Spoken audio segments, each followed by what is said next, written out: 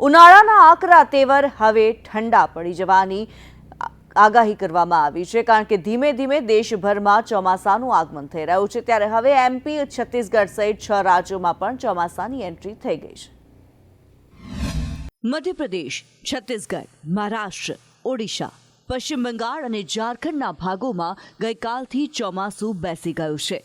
ભારતીય હવામાન વિભાગ અનુસાર આગામી 3 થી 4 દિવસમાં ચોમાસું બિહાર, મહારાષ્ટ્રના બાકીના ભાગો અને પૂર્વ યુપી સુધી પહોંચી શકે છે। તો છેલ્લા કેટલાક દિવસોથી 43 ડિગ્રીથી 45 ડિગ્રી સુધીના તાપમાનનો સામનો કરી રહેલા દિલ્હીમાં પણ શુક્રવારે વરસાદ પડ્યો હતો અને પવન 30 થી 50 કિલોમીટર પ્રતિ કલાકની ઝડપે ફૂંકાયો હતો।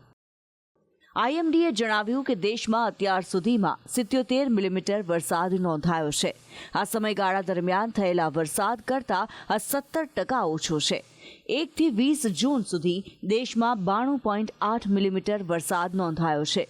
ભવિષ્યમાં દેશમાં ક્યાં કેવું હવામાન રહેશે તેની વાત કરીએ તો પશ્ચિમ બંગાળ, સિક્કિમ, આસામ, મેઘાલય, અરુણાચલ પ્રદેશ, નાગાલેન્ડ, મણિપુર, મિઝોરમ અને ત્રિપુરામાં આગામી 5 દિવસ સુધી 30 થી 40 કિલોમીટર પ્રતિ કલાકની ઝડપે પવન ફૂંકાશે। હળવોથી મધ્યમ વરસાદ પણ પડી શકે છે। બિહાર અને પૂર્વ ઉત્તર પ્રદેશમાં પણ સાયક્લોનિક સર્ક્યુલેશન યથાવત છે। આગામી 5 દિવસ સુધી હળવોથી મધ્યમ વરસાદ પડશે। ગોવા, કેરળ, કર્ણાટક, તમિલનાડુ, પુડુચેરી, ઉત્તરાખંડમાં વરસાદની વકી છે। હવામાન વિભાગના કહેવા પ્રમાણે ગ્લોબલ વોર્મિંગના કારણે દેશમાં હજુ પણ ભારે ગરમીની અસર જોવા મળી રહી છે। એવામાં પશ્ચિમ ઉત્તર પ્રદેશ અને જમ્મુના વિસ્તારોમાં હીટવેવની આગાહી છે। બ્યુરો રિપોર્ટ, સંદેશ ન્યૂઝ।